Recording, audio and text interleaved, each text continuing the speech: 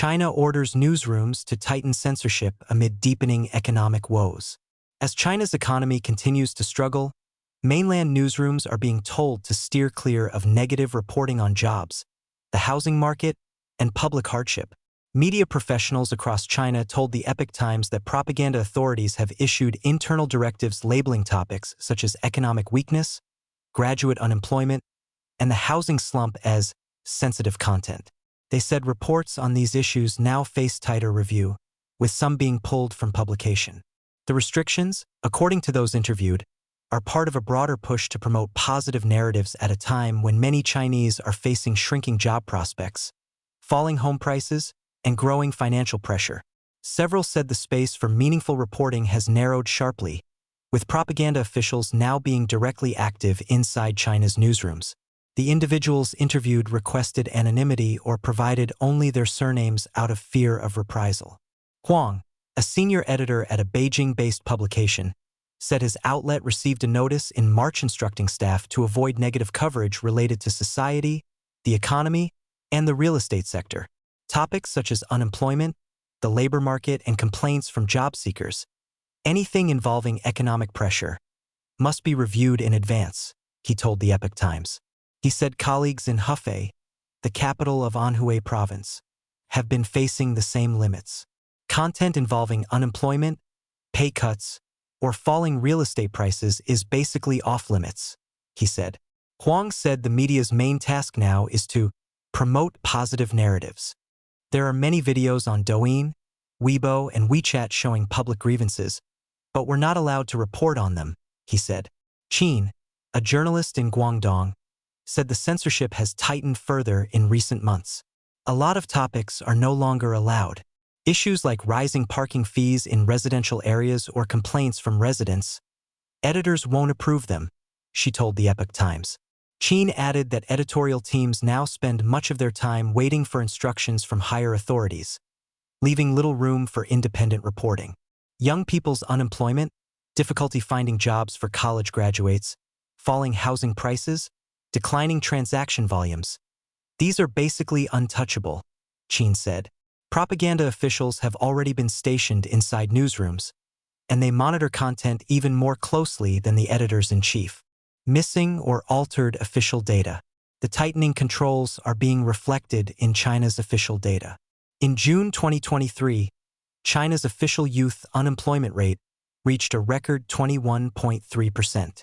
Around the same time, Peking University economist and Professor Zhang Dandan drew national attention for saying the real figure could be as high as 46.5%. In August that year, authorities announced they would suspend publication of the data, citing the need to revise how it was calculated. 5 months later, Beijing released a new data series, putting the youth jobless rate at 14.9%.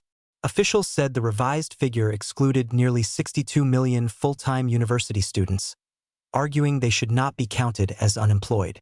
However, standard statistical practice typically includes anyone actively seeking work, including students. An Epoch Times analysis found that since at least 2022, Chinese authorities have stopped publishing hundreds of data series that were once used by researchers and investors. These include figures on land sales, foreign investment, unemployment, housing vacancies, cremations, business confidence, soy sauce production, and vaccination data. Many of the missing figures relate to politically sensitive areas, especially housing. The shift comes as China's property downturn has wiped out billions of dollars in household wealth and triggered protests from frustrated homebuyers. Reality versus official messaging. The gap between official messaging and citizens' everyday experience is especially visible in the property market. On April 1st, state-run newspaper Beijing Business Today reported that Beijing's housing market rebounded in March 2026, with about 19,886 existing home sales recorded, an increase of more than 140% from the previous month.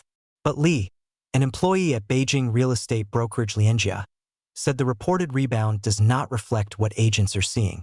At most, I close one deal a month now, sometimes none at all, he told the Epoch Times. Yet the newspapers say transaction volumes are rising. I don't believe it.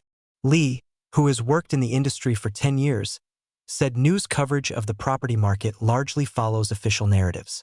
First quarter reports feel completely disconnected from what we're experiencing. You have to read media reports in reverse, he said. Job seekers described a similarly difficult situation.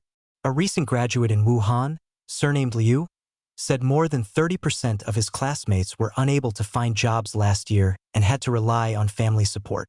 It's not about being picky. There are simply no opportunities, Liu told the Epoch Times. A veteran journalist in Hunan, identified as Feng, said the regime's tolerance for meaningful news reporting has continued to shrink. In the past couple of years, we could still do some investigative stories. Now, it's basically impossible. Even topics like surveillance camera finds or traffic enforcement are difficult to cover in depth, he told the Epoch Times.